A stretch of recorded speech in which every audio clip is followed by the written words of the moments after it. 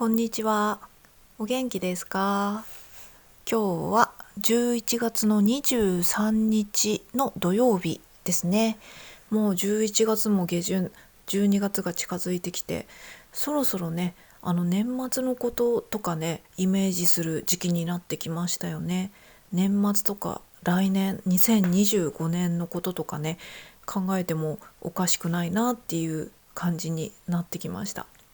この前ね、あのー来年のことを言うと鬼が笑うよみたいなことをね、この前っていうか先月10月にね、ちょっと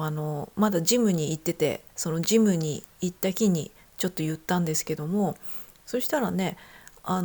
ラサーぐらいのね、男子がね「え、何それ?」みたいなこと私に言って、その男子と話してたんですけど、このことわざじゃないなあの来年のことを言うと鬼が笑うっていうの知らんのと思って、ちょっとびっくりしたっていう。結構ね、一般的な会話の中で使うあれだと思うんですけれども、別に私がね、このもう40代だからとかそういう年齢のあれじゃなくて、私多分ね、普通に中学生とか高校生とかね、そういう学生の頃にも使ってたと思うんですよ。もしかしてこう時代的に最近はもうそういう言い回し自体を結構言わない感じなのかななんて思ったんですけど、でも結構便利な言い回しっていうか、来年のことを話すと言うと鬼が笑うっていうのはなかなかこう便利なフレーズというかね、言い得てみようというかね、そんな感じがしませんか？その実質鬼が笑うってどういう意味みたいな、意味は分かんないみたいなことはあると思うんですけども、なんかこれちょっと前にその男の子とそういう話をした時にね、ネットで調べたら熊本か何かの昔話がちょっと元になっているみたいなことは書かれてましたけどね、ちょっとそのあれは分かんないですけどね。そんなことで来年のことを考えるようになってきましたね。で、私は毎年ね、いつもね、このもうそろそろ来年だなっていうのは感じるのは、9月ぐらいにね、来年のスケジュール帳とかカレンダーが売り出すのもあれなんですけども、スーパーとかでね、食品のお買い物とかしてるとさ、賞味期限がさ、もう来年の年になってたりするものって結構ありますよね。今年だと2025年の1月何日とか、生鮮食品とかはそんなにないですけども、賞味期限が1ヶ月とか2ヶ月ぐらいのものとか、でもやっぱ一番感じるのはやっぱりなんだろう、卵とかもね、賞味期限2週間ぐらいだっけ、そういうのはめちゃめちゃ感じるけど、いや違うな、なんだろうね、もうちょっと賞味期限が長いもので、とにかく来年の日付がついてたりすると、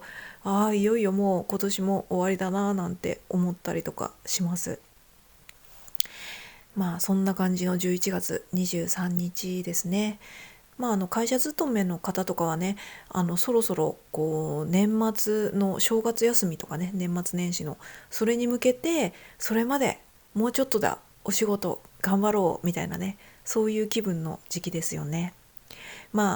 年末のね、12月は決算期でもあるので、忙しくもありっていう感じだとは思うんですけどもね、そのお正月ゆっくりするために今頑張ろうみたいな、そんな季節、そんな雰囲気がなんとなくしてきますよね。会社勤めじゃない私もなんとなくこう外の雰囲気がそんなような気がするみたいな感じでございます。今日は土曜日なんでね、なんとなくゆったりした、もう秋真っ盛りみたいな感じなのかな。今日ね、たまにはちょっと夕方じゃなくてお昼ぐらいに散歩出てみようと思って、ちょっとテクテク散歩して、その帰りにスーパー寄ったりとかして帰ってきたんですけど、空が綺麗でしたね。秋の時期の空ってすごい綺麗だったりとかしますよね。なんか空なんてね、毎日見てるんで、何も感動もないって言ったらあれなんですけど、あれだと思うんですけども、いつも空を見るとき思うのは、いや空ってマジすげえよなっていつも思ってるんですよ。なんか毎日あるから見慣れちゃってるんですけど、結構夕方の空とか、たまには虹が出たりとかもするし、青空も綺麗だし、雲とかかっこよかったりするし、夕焼けとかでね、光の加減でピンクみたいになったりとか、鱗雲が反映したりとか、結構すげえアートだなみたいに思ったりするんですけども、日常にあるもんだから何も感じないっていう感じだとは思うんですけれども、よく世界のすごい景色とか、なんとかなんちゃらとなんとかなんちゃらっていう景色を見に行って、こんなんだったとか写真とか見たりとかしますけど、おおすごい、一度は見てみたいとかいう季節じゃないや景色ってありますけれども、もしね、世の中に空ってものがこんな一般的なものじゃなくって、例えばもう白一色とかそういうものだったりとかするのがこの世界だったりとかしたら、こんな景色とか見たら、うわすっごいみたいな感じになるようなものが、何気に日常にいつも空にあるなっていう風に思ってるって、結構どうでもいい話だったんですけど、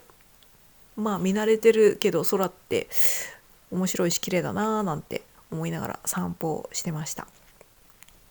最近ね、今月からジムに行かなくなったっていうのもあってね、たまにですけど散歩とか、たまにちょっと遠めのスーパーに行ったりとかしてるんですよ。ちょっと遠めって言っても20分ぐらいだったりとかするんですけども、あのこの前ね、5、6日ぐらい前かな、ちょっと散歩をしてて、ついでにセブンイレブンによってお金を下ろそうとか思ってたんですよ。ちょっと手持ちの現金がなくなってきてたんで、セブンでお金を下ろそうと思って、でセブンに入って、そしたらさ、あの今セブンイレブンでスムージーが売ってるんですね。私全然知らなかったんですけど、そんなにコ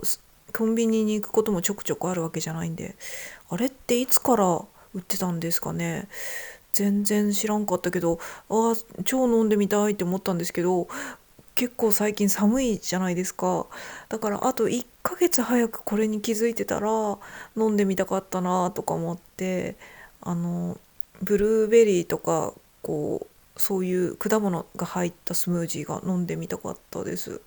あとカフェオレのスムージーみたいのもあって、ちょっとそれも飲んでみたいとか思ったんですけど、もうちょっと寒くなっちゃってて、もし今月ぐらいにね、日が出て暖かい日とかあったら、わざわざセブンイレブン行ってちょっと一回飲んでみたいななんて思いました。スムージー、フルーツとかのスムージーが300円ちょっと、306円とかだったかな。でカフェオレ系のスムージーが260円とかで、緑のスムージーが300円弱ぐらいだったかな。ちょっとごめんなさい、忘れちゃったんですけど、ちょっとね、飲んでみたいです。セブンイレブンなかなか面白いことやるなって思いました。なんかドーナツをね、セブンイレブンでその場で揚げてっていうドーナツも始まったりとかしたっていうのを、他の YouTuber の人の YouTube で見たりしたんですけど、うちの近所にあるセブンイレブンはね、ちょっとドーナツは売ってなかったけど店舗限定なのかななんて思いつつ、そういうのも今度ちょっと食べてみたいななんて思いました。コンビニって本当にいろいろ新しいことやったりとかいろいろあって面白いですよね。前の動画でもちらっと言ったりしたと思うんですけども、本当に日本に住んでるとね、貧乏でも結構楽しめるっていうのは本当にいいなって思いました。身近なコンビニとかでもね、あの季節を通してとか、あとは新しい新商品のリリースとか、そういうのがすごく多いじゃないですか。その商品の新陳代謝とかも多いし、あとお菓子メーカーとかもね、季節に応じて、例えば今の秋だったらかぼちゃ味のなんちゃらとか、芋味のなんたら、栗のなんたらとかねが出たりとか、まああの春になったら桜のなんちゃらとかいちごのなんちゃらとか、なんかそのシーズンごととか、あとはハロウィンのなんちゃらとか、そういうのがね、あの味もちょっと違うし、パッケージも違うしっていう風にちょっと楽しめるものがたくさんあるじゃないですか。でそういうのって全然高いものじゃなかったりして、なんなら見てるだけでも結構楽しいので、そういう意味で日本に住んでると貧乏でも結構楽しく住めるっていうのはすごく思うんですよね。今回のセブンのスムージーとかもそうだけれども、前回の動画で前回か前々回か忘れたけど、日本が貧乏でもきっと楽しいって言ったのは、漫画とか多分そういう方面で言ってたとは思うんですよね。漫画とか小説とかね。なんだったら今だったら無料の、私も漫画バングっていうアプリ携帯に入れてますけども、いろんな無料で漫画読めるアプリがあって、そういうのでね、結構全巻無料で読めちゃったりとかするのもあるんで、全然お金がなくてもすごい楽しめるし、本当に日本っていい国だなって、なんか最近日本いい国だなばっかり言ってますよね。でも健康保険が皆保険があったりとかね、そういうのもすごいし、なんやかんや言ってやっぱね、日本ってねいいなって思うことが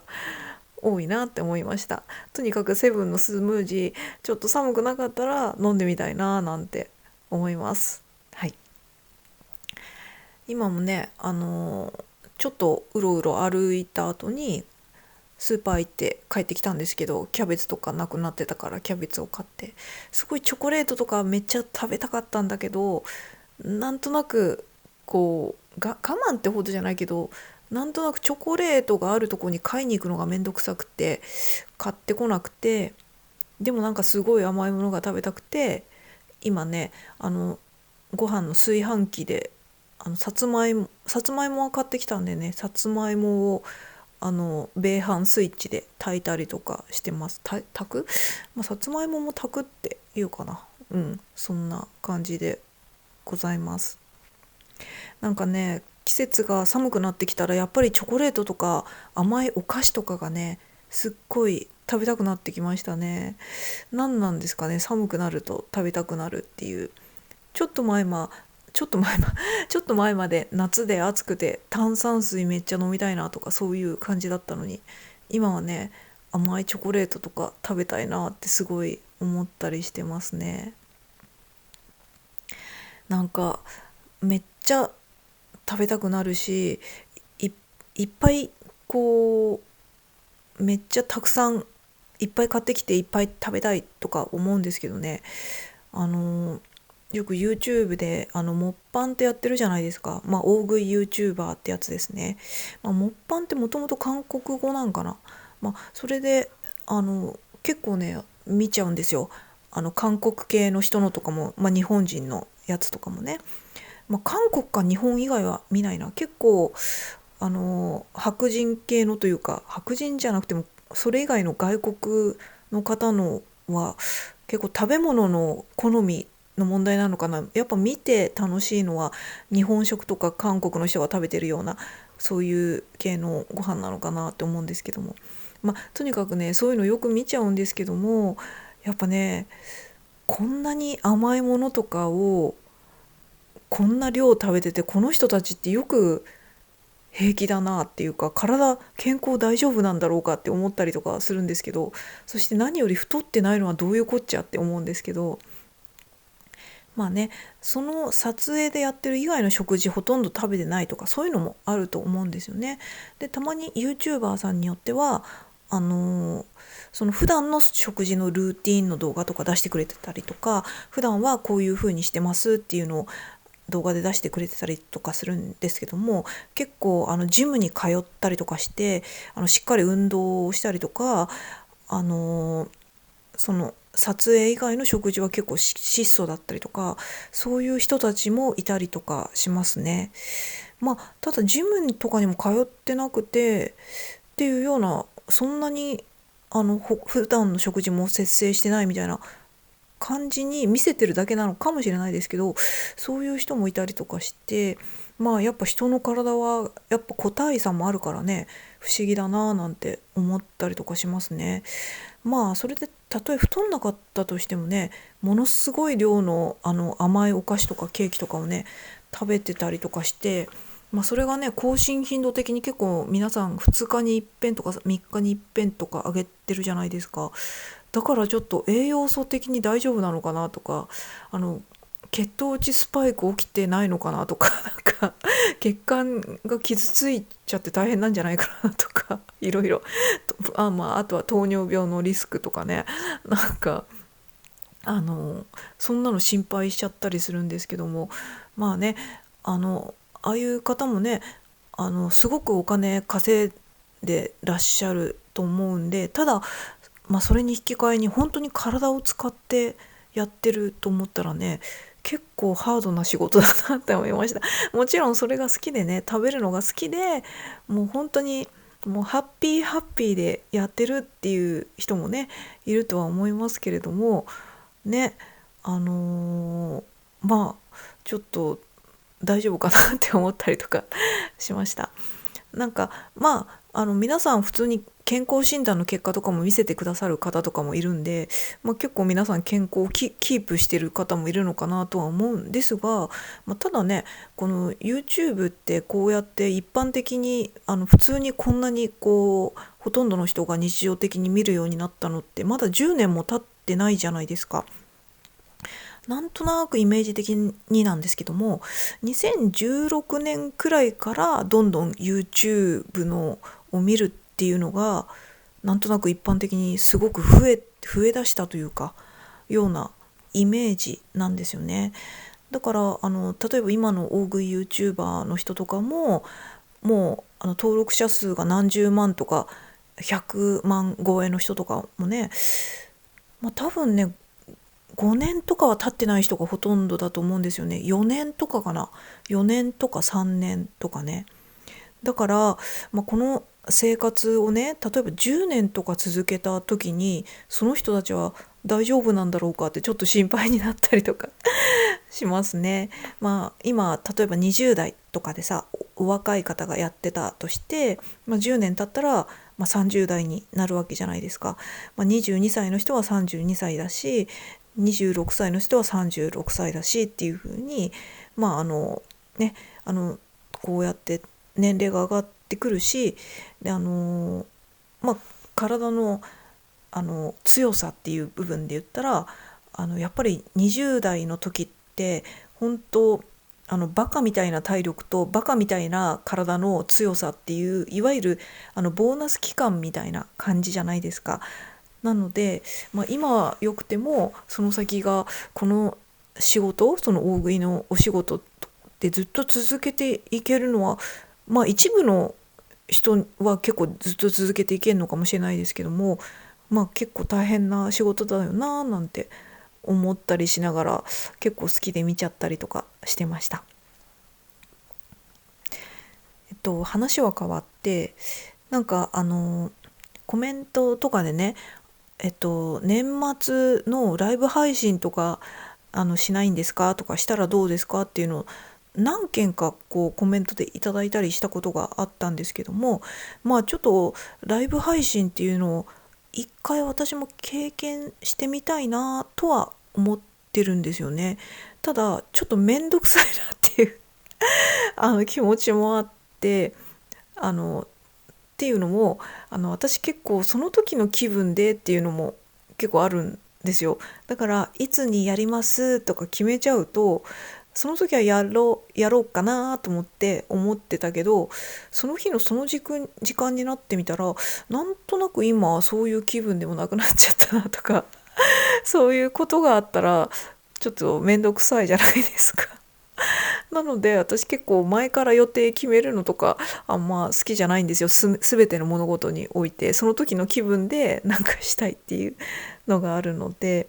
なので一応ちょっと興味は持ってるっていうか一回こういうものなんだっていう経験はしてみたいっていうのはあるんですけども、もしかしたらやるかもしれないしやんないかもしれないしみたいな感じですね。でももしやったとしても別に喋ることないしな、2024年もうすぐ終わりですねみたいな感じで普通に今甘酒飲んでますとかあとはライブ配信なのでね、リアルタイムでコメントが見れてリアルタイムで喋って返信できるっていうのはね、ちょっといつもと違う部分でだいぶあれかもしれないですよね。そんな感じでやるかどうかは分かんないけど、一度は、年末に限らずね、一度はなんかどういうもんなのかちょっと経験してみたいななんていうふうには思っていました。今ちょっとね、体勢を変えて寝っ転がったんですけど、いやーもうダラダラするの最高ですね。もうこう昼からこう寝っ転がってんの大好きですよ。なんか最近はね、携帯でいろいろ漫画が読めたりとか、あとは YouTube 聞けたり見れたりとかするんで、結構寝っ転がりながらね、何かこう楽しめていいですよね。昔はね、寝っ転がりながらテレビ見るって言ってもね、ちょっとテレビの方に体勢変えてとかしなきゃだったんでね、携帯でね、こういろいろできるって本当便利でいいですよね。私ももうアラフォーではなくアラフィフの年齢ですからね。なんとなく体が若い頃に比べてね、かったりいなとかね、そういうのはねあったりとかするんでね、無理せずゴロゴロできる時はね、もうゴロゴロしまくってやろうっていう気持ちはありますね。メリハリも大事なんでね、やる時はやって、ゴロゴロする時は一番楽な姿勢でゴロゴロしてやりたいっていう、そういう気概は持ってますね。なんか今日もねちょっと散歩しててね、私ももうアラフィフかびっくりっていうのをね、改めてちょっと思っちゃったりとかしたんですよね。20代の頃とかにね、29歳から30歳になる時、この20代から30代になる時とかね、めちゃめちゃなんか怖いというか嫌というか、うわーっていう気持ちが大きくてあれだったんですけども、20代の頃からその30代前半なんて、この体力的とかはね全然ほぼ変わんなかったと思いますね。そんなに体力落ちたなとかそういうのも別にないし、うん、もしかしたらその22、3とかね、それくらいの時に比べたら、そうね、それくらいに比べたらちょっとは違うかなって思ったりとかはしましたけれども、ただね、こうすごくこう運動とかを続けていれば、あのあんま変わんないような気がしましたね。単純にその頃よりも運動不足になったせいで少しこう衰えてるだけかなみたいな感じはしました。でその30代前半から30代後半とかにもなってもね、そんなにこう体の衰えみたいのはね、そこまでは感じなかったですね。明らかに20代の頃とかに比べると違うけど、なんていうのかな、しっかり鍛えればしっかり体はまだ反応するみたいな、そんな感覚はありましたね。だから本当に何もせずにぐうたら体を使わずにいたら、どんどん体はこう錆びつくっていう感じはありましたけれども、適度に運動とかしたりとか筋肉を刺激したりとかすれば、全然この20代の人とも遜色なくというか、衰えずっていう感じはなんとなくありました。その30後半くらいまでね。でその40過ぎて42ぐらいまでかな、さすがにもう若い頃とはちょっと全然とまではいかないけど違うわーっていう感じが来て、さすがに違うけどそこそこまだこう体をしっかりと刺激させれば反応するなっていうのはありましたね。ただ瞬発力はどうやってもキープできないなというか、それは少しやっぱりどうしても落ちてきちゃうなっていうのはね感じてましたね。そんな感じで結構そこから今の47歳っていうその42ぐらい、本当アラフォーの時から40代後半になるこの数年間が結構ね、私的には変化が結構大きいというか、気持ち的な変化もあるのかなわかんないけど、ついに私はもう中年というのをはっきりと認めなければならないっていうような体感でね、そういう気持ちになりましたね。だから44ぐらいからかな、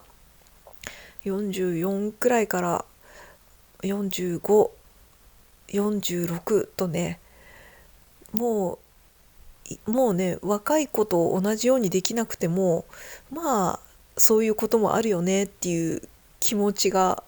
もうね、認めてきましたね、そういうのを。なんかそれまではちょっとこう年をね、年齢を言い訳にしてんじゃないかみたいな気持ちもあったりとかして、あれだったんですけども、さすがにね、やっぱり回復力とかはもう全然こう遅いし、まあとはね、多分ね、運動そこそこちゃんとやっても瞬発力はどうしても落ちちゃうみたいのを感じたんですよね。だから多分ね、ランニングとかジョギングとか、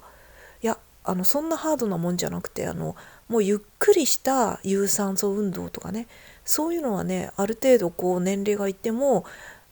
キープ、鍛えるというまでハードな感じじゃなくても、しっかりと運動をして体に刺激を与え続けることによって、あの年齢がいってもそのキープできるような感じはするんですけれども、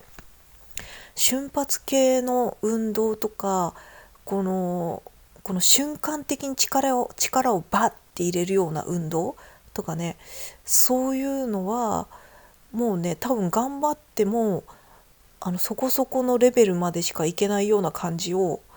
体が感じてるっていうか、そんな感じでございます。うん。あと全体的にね、普通の日常生活とかやってても、やっぱりちょっと同じ負荷をかけたら疲れる量が大きいし、回復するのにもね、あの寝ても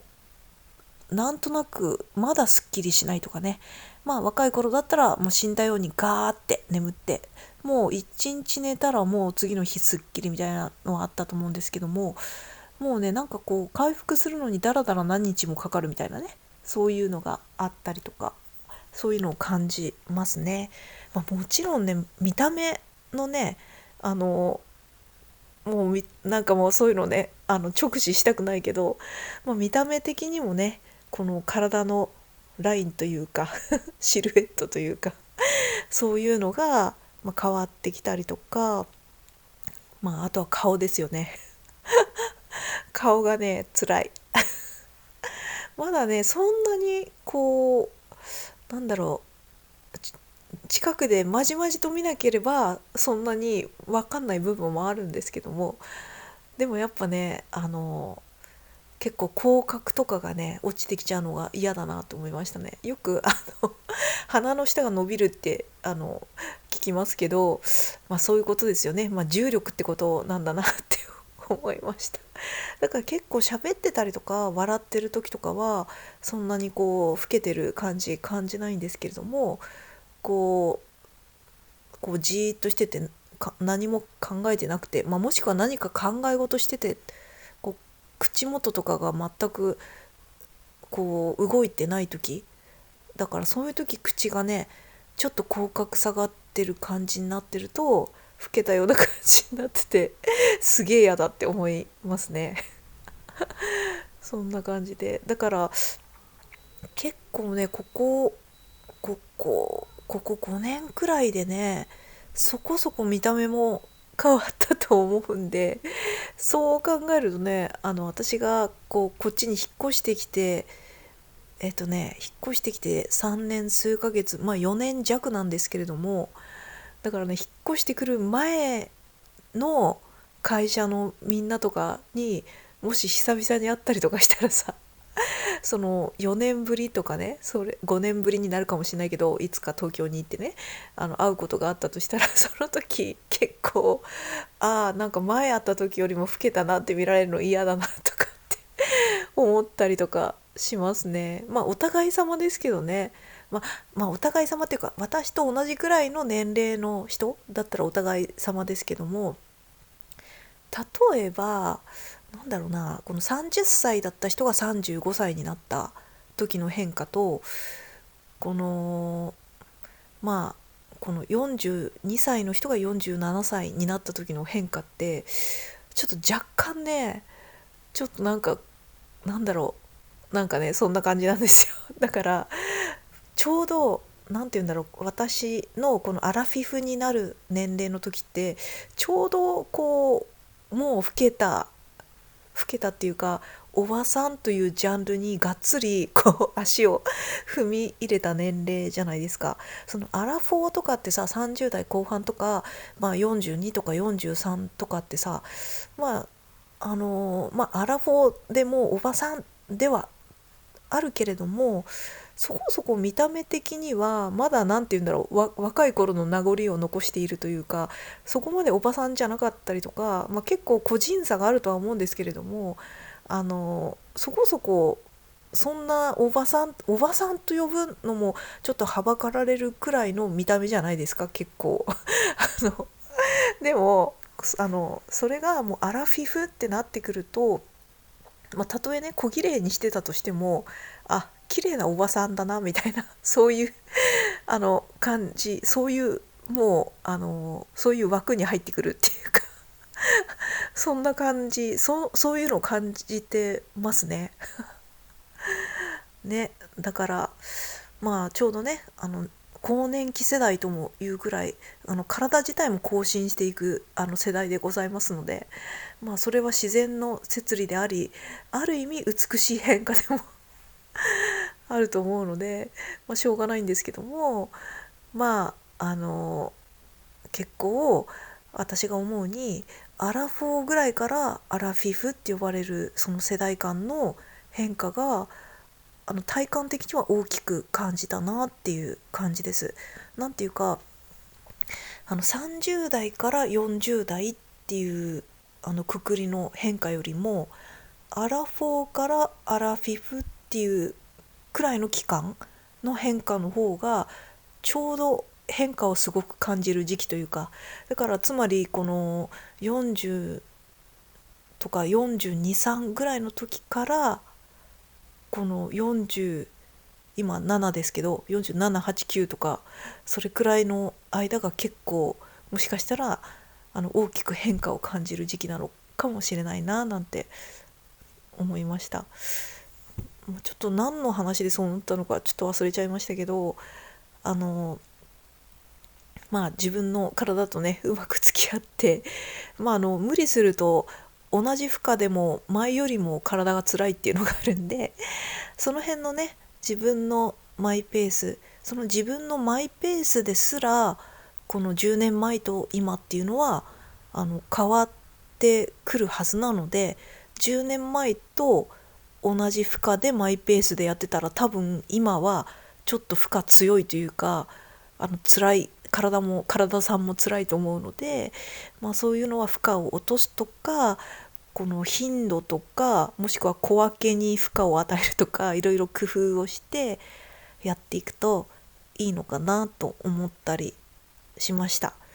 そんな感じでございます。今週もお疲れ様でした。それではまた。